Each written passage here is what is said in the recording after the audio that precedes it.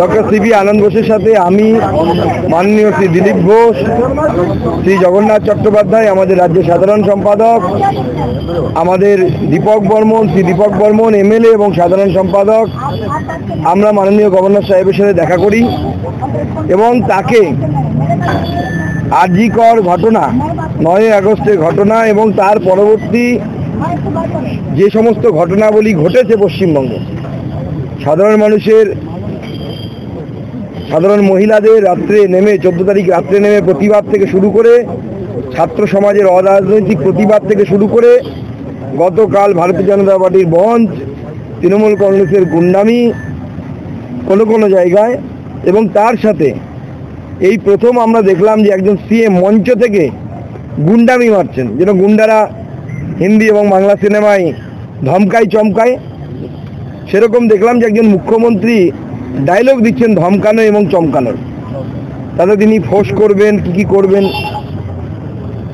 সেসব অনেক কিছু বলেছেন। আমরা বিস্তৃত আকারে মাননীয় গভর্নর সাহেবকে সমস্ত কিছু বলেছি এবং আমরা বলেছি যে দেখুন, মাননীয় মুখ্যমন্ত্রীর এই যে ফোর্স করার কথা উনি বলছেন বা ডাক্তারবাবুদেরকে চমকাচ্ছেন, সাধারণ মানুষকে বলছেন রাস্তায় নামলে পরে তৃণমূল কংগ্রেসের লোকেরা তাদেরকে মারবে, ইনডাইরেক্টলি কালকে উনি তাই বলেছেন। পুরো ডিটেলস আমরা মহামহিম গভর্নরকে জানিয়েছি এবং ওনার কাছে প্রার্থনা জানিয়েছি যে আপনি ভরসা, আমাদের পশ্চিমবঙ্গবাসী অনেক আশা নিয়ে আপনার দিকে তাকিয়ে আছে। কারণ যেভাবে প্ররোচনামূলক দূরভিসন্ধি নিয়ে প্ররোচনামূলক কথাবার্তা গতকাল মাননীয় মুখ্যমন্ত্রী বলেছেন এবং হিংসা উস্কে দেওয়ার চেষ্টা করেছেন, এই হিংসা হলে পরে কিন্তু পশ্চিমবঙ্গে একটি গৃহযুদ্ধ বাঁধবে। কারণ উনি ফোঁস করলে আমরা বসে থাকবো, এরকম তো হতে পারে না। তখন আমি যেমন গতকাল বলেছি সেরকমই হবে, তখন তেরে মেরে দান্ডা করে দিই ঠান্ডা, বাংলার মানুষ তখন তেরে মেরে দান্ডা করবে। আমরা চাই না সেই ধরনের পরিস্থিতিটা তৈরি হয়েছে।